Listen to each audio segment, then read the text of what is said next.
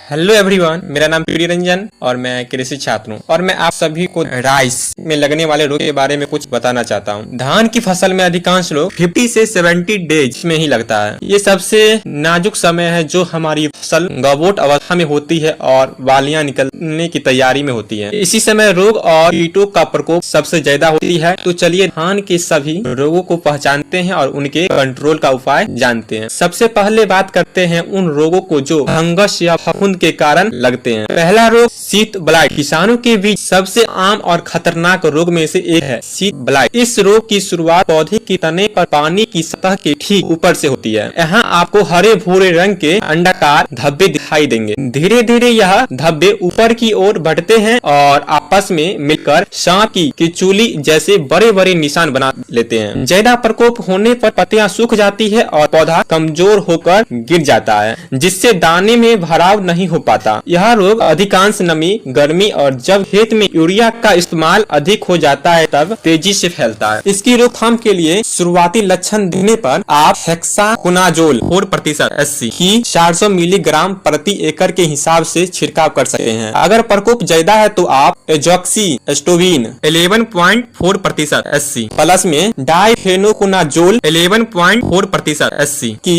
200 मिली मात्रा प्रति में स्प्रे करें। इसके अलावा टेबकोनाजोल 50% प्लस ट्राइफ्लैक्सोबिन 25% WG की 100 ग्राम मात्रा प्रति एकड़ में स्प्रे करें और यह बहुत शानदार परिणाम देती है। और दूसरा रोग लगता है ब्लास्ट रोग। धान का दूसरा सबसे बड़ा दुश्मन है ब्लास्ट रोग। यह 3 तरह से हमले करते हैं। पहला पत्ती पे करते हैं, दूसरा तने की गांठ पर करते हैं और तीसरा बाली की गर्दन पर करते हैं। सबसे पहला बात करते हैं पत्ती ब्लास्ट, जो इसे लीफ ब्लास्ट के नाम से जाना जाता है। इसकी शुरुआत पत्ती पर छोटे छोटे नीले हरे रंग के धब्बे से होती है। बाद में यह धब्बा बड़ा होकर आंख या नाव की आकार का शेप ले लेते हैं। इन धब्बों का बीच का हिस्सा राख के रंग का और किनारे गहरे भूरे रंग के होते हैं। ज्यादा प्रकोप होने पर यह धब्बे आपस में मिलकर पूरे पत्तियों को सुखा देते हैं, जिससे पौधे की भोजन बनने की प्रक्रिया रुक जाती है और वह कमजोर हो जाता है। और दूसरा रोग है गांठ ब्लास्ट, जिसे नोड ब्लास्ट भी कहते हैं। इसमें तने की गांठ काली होकर सड़ जाती है और पौधा हवा चलने पर वहीं से टूटकर गिर जाता है। और तीसरा सबसे बड़ा खतरनाक डिजीज है गर्दन तोड़ ब्लास्ट, जिसे नेक ब्लास्ट के नाम से जाना जाता है। इसमें बाली की गर्दन वाली जगह काली होकर सड़ जाती है और पूरी तरह से कमजोर हो जाती है। इससे बालियां तक भोजन और पानी नहीं पहुंचता है, जिसके कारण बालियां में दाना नहीं बन पाता है और वो खाली होकर सफेद हो जाती है। ऐसी बालियां सीधी खड़ी रहती है और घिंचने पर आसानी से टूट जाता है। ब्लास्ट रोग मौसम में अचानक बदलाव, रात में ओस गिरना और नाइट्रोजन यानी यूरिया के अत्यधिक उपयोग से फैलता है। इसके नियंत्रण के लिए आप सबसे औसनदार दवाई में से एक है आइसोप्रोथियोलोन 40%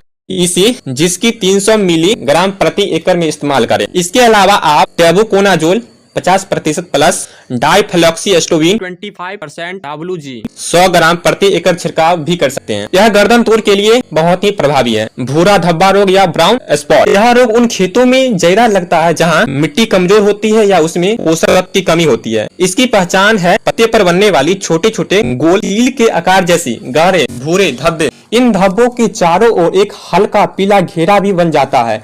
ज्यादा प्रकोप होने पर यह धब्बा आपस में मिलकर पत्तियों को सुखा देता है। इसका असर दानों पर भी पड़ता है, जिससे उन पर काले धब्बे बन जाते हैं और गुणवत्ता खराब हो जाता है। इसकी रोकथाम के लिए सबसे पहले खेत में पोटास और जिंक जैसे पोषक तत्व की कमी को पूरा करें। दवाई के तौर पर आप शुरुआती अवस्था में मैनकोजेब 75% की 500 ग्राम मात्रा का छिड़काव कर सकते हैं। रोग बढ़ने पर प्रोपोनाजोल 25% EC 200 मिली मात्रा प्रति एकड़ का छिड़काव करें। और सबसे चौथा रोग होता है हॉल्स स्मॉट, जिसे या हदिया रोग या करवा वाली के नाम से जाना जाता है। धान की बालियां निकलने लगती है तब एक और रोग आता है, जिससे हदिया रोग या हॉल्स स्मॉट कहते हैं। इसमें कुछ दिन दानों की जगह मखमली हरे पीले रंग का गोले बन जाते हैं। बाद में यह हटकर नारंगी और फिर काले पाउडर में बदल जाते हैं। इससे दानों की गुणवत्ता खराब हो जाती है और वजन कम हो जाता है। यह रोग बारिश वाले मौसम और हवा में ज्यादा नमी होने पर फैलता है। ध्यान रखें, इस रोग के लक्षण दिखने के बाद इसका नियंत्रण मुश्किल हो सकता है। इसलिए इसका छिड़काव बालियां निकलने से ही पहले यानी गावोठ अवस्था में ही करना चाहिए। इसीलिए आप प्रोपिकोनाजोल 25% EC की 200 मिली मात्रा या कॉपर ऑक्सीक्लोराइड 50% WP की 400 ग्राम मात्रा को प्रति एकड़ स्प्रे करें। अब नेक्स्ट वीडियो लाने वाले हैं बैक्टीरिया और वायरस से होने वाले रोग। तब तक के लिए धन्यवाद।